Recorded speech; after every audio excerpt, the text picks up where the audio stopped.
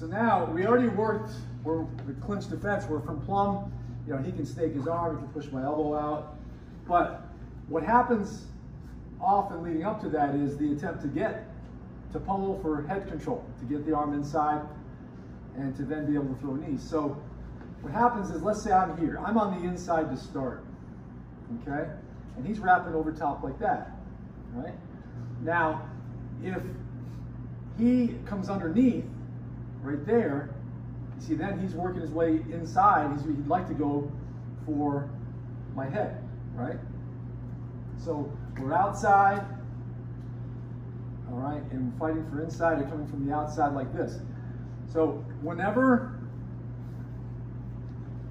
he goes from outside to in, I'm going to block. He's trying to reach for my head, so I have to block at or above the elbow, okay? Which means I can then come over top with my own elbow. So that opens up a line to get him here as he's fighting for inside. Because if I don't put this here, he's going to get my head. And now this is much better for him. Now I have to go to a forearm, or I have to try to fight my way in. So you're preventing it by circling. We're going to start with arms, and then we're going to work to plumb position, but not close and not elbows close, where he also is trying to fight his way in with the arms. So we're here. Whenever he goes inside, go up, and I block it, there's an elbow. He goes to the outside here, or this one's on the outside, I can always uppercut elbow from there. There's a clean line, a clear line right there. I just have to turn my body to get that. So inside, you go up, and then outside, come on, inside. When I'm on the outside, I go over, because that is the line of no impedance. I can get through. So you just kind of play this as a drill. We just kind of go back and forth. Here, here. Here's the outside, here, there. There, comes from the inside, I block, I come over top, all right? You get to where you can do this by feel. You don't have to think about it. Then I have a hold of his head. He tries to come around the outside, and I raise this to block the arm from grabbing my head, right? If he comes on the inside, my elbow goes right in the crook of his elbow, like that. So right off the bat, you gotta tilt and you gotta vary your arm position to block it.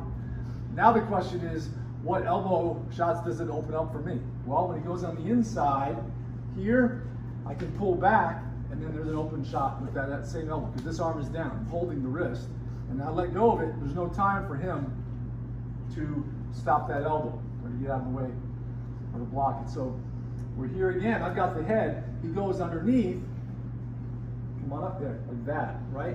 I go here, and elbow. He comes around the outside, I come up high, now I can pull this back and go uppercut elbow, and now this one has an open line right there. So I can do a two-shot from there. When he comes around the outside, I raise this to block it. I go here, elbow, and then elbow. And then just kind of get the feel, just working, you might try the other arm. Coming over here, and then here like this, right? Elbow, elbow. If he comes around the inside, my elbow goes inside the crook of his, right? Come back, elbow, all right? And just keep working that way. So two scenarios. One is arms, and one is plumb, but it's a distant plumb. It's not this. He's not going to do any of that, what I just showed from here. But it's the stage where I'm trying to get him in, but he's trying to fight it back, he's trying to get in, and I can still have room to throw elbows. From here, there's not really room to throw elbows. But from here, there is. Okay, and this is also the range from which you can throw the long knee, right? Where I go here and I rock back, and I can throw those longer knees. Up here, there's short, tight knees. So you also have different ranges of throwing knees, and that also dictates the kind of clinch you would use, the distance, amount of control.